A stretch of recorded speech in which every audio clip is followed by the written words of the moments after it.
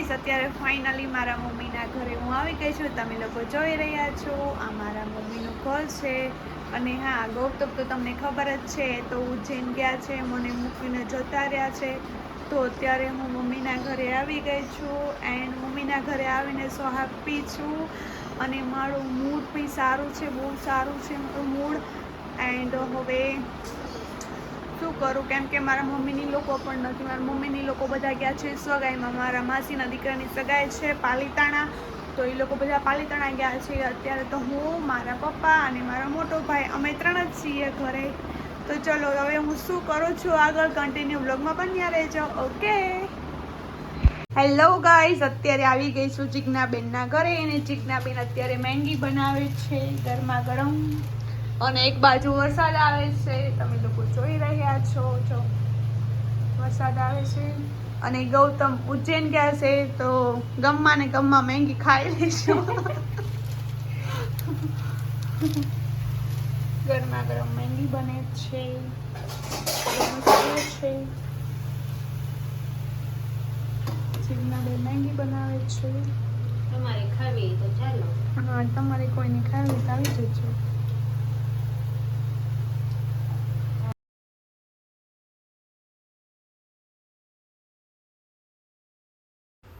તો finally guys, હવે અત્યારે હું નેલ્સ કરાવવા માટે આવી ગઈ છું. કેમ કે મને ઉજ્જૈન લઈ નથી ગયા, તો મેં એવું વિચાર્યું કે ચલો હું નેલ્સ કરવા જતી રહું.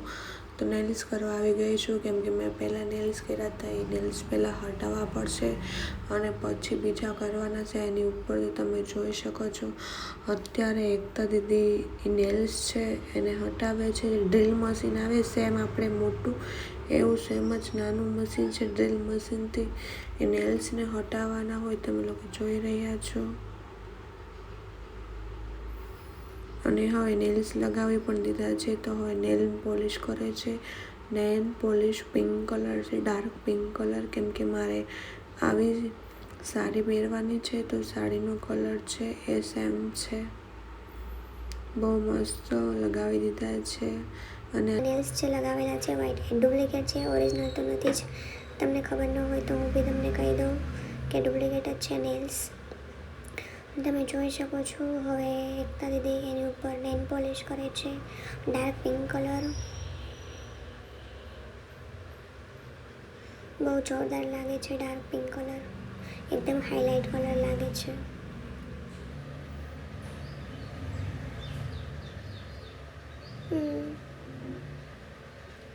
તમે જોઈ શકો છો ડાર્ક પિંક કલર થઈ ગયો છે.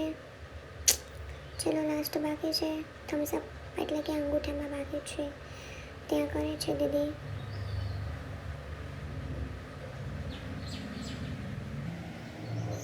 બંને હાથમાં સાથે જ કરે છે.